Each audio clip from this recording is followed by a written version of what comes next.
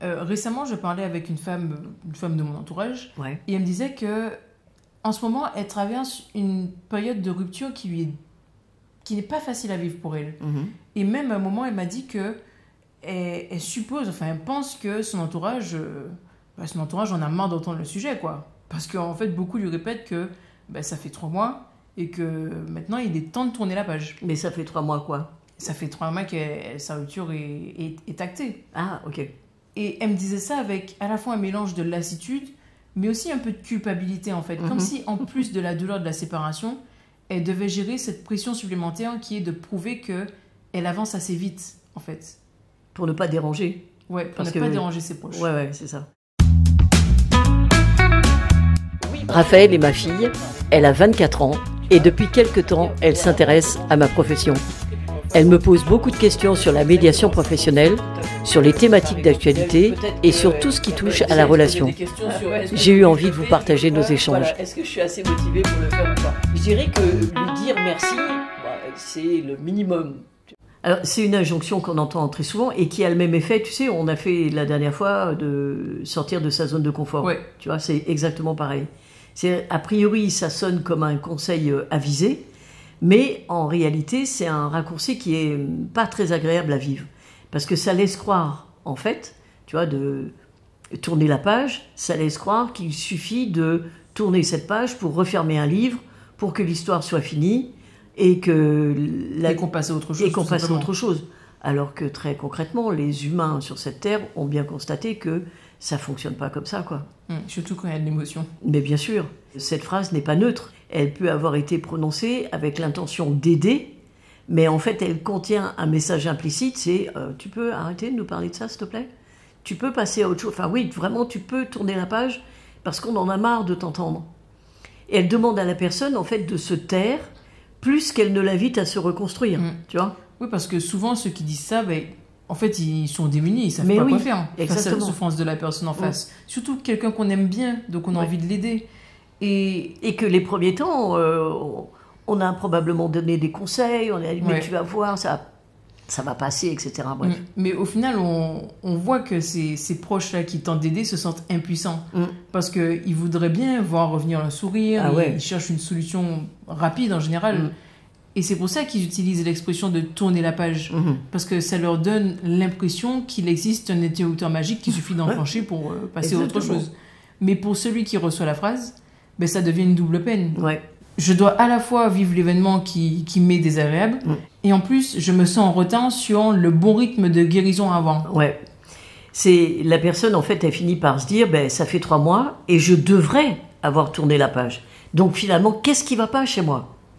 Alors qu'en réalité, la question n'est pas de savoir combien de temps il faut, mais comment il est possible d'intégrer ce qui vient d'être vécu dans la suite de l'histoire. Donc il n'est pas question d'effacer, il est question peut-être de redéfinir. Mais ça ne se décrète pas de l'extérieur. C'est ça, et d'ailleurs quand on y pense, quand on parle de tourner la page, cette métaphore-là du livre, elle est trompeuse, parce que le passé, c'est pas un tome qu'on va ranger sur une étagère. C'est une partie des fondations de la maison qu'on est en train de construire et dans laquelle on est en train de vivre. Donc on ne peut pas retirer une brique sans fragiliser l'ensemble de la structure. Mais on peut décider comment on va bâtir dessus. Alors en fait, la vraie question, ça devient qu'est-ce que je garde de cette expérience, en fait? Qu'est-ce que je transforme? En fait, qu'est-ce que je refuse de reproduire? Et cette question-là, tu en parles dans un cadre privé, mais ça ne concerne pas que la vie privée. C'est exactement la même mécanique dans le monde professionnel. Je ne sais pas si tu te souviens de quelqu'un que nous avons appelé Marc. Il avait été licencié brutalement et plusieurs mois après, il en parlait encore. Tu vois. Alors, ce n'est pas parce qu'il refuse d'avancer, c'est parce qu'il n'a pas trouvé ou on ne lui a pas donné l'espace nécessaire pour décider lui-même de ce qu'il peut faire de cette rupture. Oui, d'ailleurs, Marc avait raconté que ses collègues lui disaient « tu devrais passer à autre chose, il y a d'autres opportunités ». Mais en réalité, il n'était pas prêt. Pour lui, le licenciement qu'il a vécu, déjà de un, il n'était pas justifié, et en plus, c'était pas juste une perte d'emploi. C'était une remise en question, je pense qu'on peut qualifier de profonde, de toute sa valeur professionnelle. Et tant qu'il n'avait pas pu mettre des mots sur ce qui s'était passé, et comprendre en fait ce qui relevait de lui et ce qui relevait de l'organisation, la page, elle pouvait pas être tournée. Ouais, c'est exactement le problème de ces injonctions, en fait. Elles transforment une étape de reconstruction en course contre la montre. Et elles font comme si le temps était la seule variable. Or, tu vois, on le sait, ce qui permet vraiment de passer à autre chose, c'est pas le temps qui passe, c'est la décision. Ouais. C'est pas une décision imposée de l'extérieur, donc une injonction. C'est une décision que je vais prendre quand j'ai rétabli une cohérence intérieure. Ouais. Tu vois, ce qu'on appelle l'harmonie en soi. Oui, et pour ça, faut souvent passer par un moment qui n'est pas très agréable. Ouais. C'est-à-dire, faut passer par ce moment où on arrête d'attendre que l'autre reconnaisse ou qu'il explique ou qu'il répare. C'est tout simplement un basculement qui peut être difficile parce que tant qu'on attend cette validation, on va garder un lien avec l'événement, même s'il est douloureux. Ben oui. Et je dirais que c'est là que ça devient peut-être un piège, parce que tant que je vais me définir à travers ce que j'ai subi, eh bien, je ne suis plus libre de choisir ce que je veux construire maintenant, puisqu'il y a quelque chose que je dois attendre. Oui, donc on peut dire que tourner la page, c'est pas oublier ou même pardonner ou minimiser.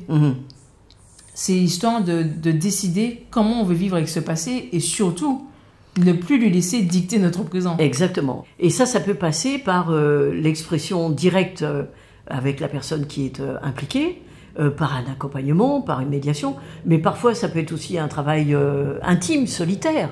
Si je dois tourner une page par contrainte ou pour faire plaisir à quelqu'un, je vais m'installer dans un mutisme, dans un silence que je ne choisis pas, qui est forcé. Et ça marche pas. En revanche, tourner la page par décision, ça, c'est se libérer. En fait, la vraie sortie, c'est quand je reprends la main sur mon récit, quand je décide ce que je garde et ce que je laisse. Ouais. Et parfois, ça signifie accueillir que la réparation que j'espérais tant n'arrivera jamais. Ouais. Mais à partir de là, je peux écrire autre chose.